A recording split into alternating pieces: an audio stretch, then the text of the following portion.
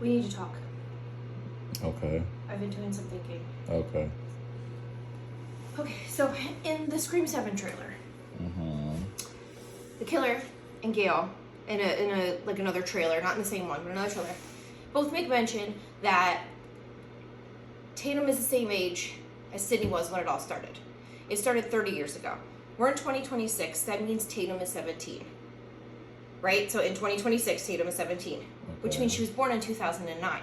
So that got me thinking about a line in Scream 4, okay, where Alison Brie's character, Rebecca, talks about how the problem with Sydney is she never gets laid. Essentially, Sydney doesn't go out, she doesn't have fun, she doesn't do anything. That took place in 2011. Tatum was born in 2009. So I thought, and I'm not saying this is going to happen, but I'm saying this is an avenue that they potentially could have went down, okay? 2000 is when the events of Scream 3 took place. She meets Mark Kincaid, Patrick Dempsey. Clearly at the end of the movie, they hit it off enough to go hang out at her house and watch a movie. What kind of movie we were watching? You gotta come see. Sid, we've been waiting for you. La, la, la, la, la. Right? We all know that Patrick Dempsey was not coming back for Scream 7. But is he? Okay, hear me out. So, the events of Scream 3 happened in 2000.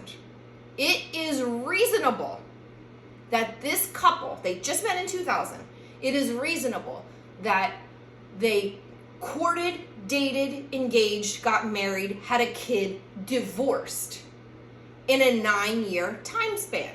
Okay? So she marries Mark Kincaid. They have Tatum in 2009. And for some reason, they get divorced. And by 2011, she's the single mom who works too hard, who loves her kids. Sorry, that's Reba. She's the single mom raising Tatum to Rebecca's line, doesn't get laid, essentially has no fun. She's on this book tour, but that's about all the fun that she's having. What if? So in the Scream 7 trailer, we've been planning this for a long time. What if Detective Mark Kincaid became so obsessed with the Ghostface killings, right? From the ones that he was involved with and the ones in the past, and he was obsessed with trying to tie Roman in with Billy and Stu. Because this is the woman that he loves, and you know, whatever, it's a movie franchise, and how cool would it Mark Kincaid, the detective, be if he, you know, broke everything open on some crazy stuff, right? What if he became so obsessed with the Ghostface killings and that part of Sydney's life that Sydney couldn't take it anymore and divorced him? But he finds out Stu Macher is in a psychiatric institution, the one that it's in Scream 7. And him and Stu Macher start working together because he's trying to get the inner workings of Stu's mind. Like, how could you let Roman and Billy, like, do this to you, yada, yada, yada, this, that, and the third. And him and Stu Macher become friends. And they are the killers in Scream 7 because Mark Kincaid becomes so freaking obsessed with the Ghostface killings that it like, mind F's him, and he becomes a Ghostface killer himself. Another point, in the IMDb credits, Tatum's last name is listed as Prescott. If she had all these kids with Mark Evans, why would her last name be Prescott? And also, we know that Sydney has 3 kids because she has her oldest kid, which is Tatum, and then in Scream 5, she was seen pushing a double stroller. I believe it was a double stroller. It looked like a double stroller with 2 other children. I'm just getting a run in before I got to get the girls off to school. So she has at least 3 children. And that took place in 2022.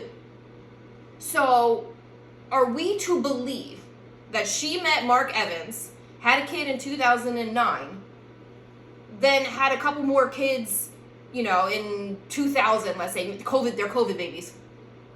No, I don't think so. I think she was married to Kincaid, divorced, married Mark Evans, which would make the IMDb credits Tatum Prescott make sense. Unless IMDb just screwed up and they just wrote her as Tatum Prescott. But why would they do that? And then also, I have another theory.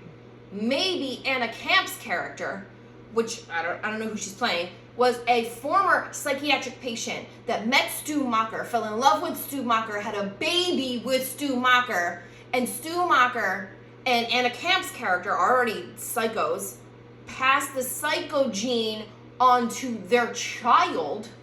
And so now you've got a cult of psychos out to get Sydney, which kind of resembles a little bit of what they were going to do with Scream 3 before they had to switch the script. And in Scream 3, Stu was going to still be alive.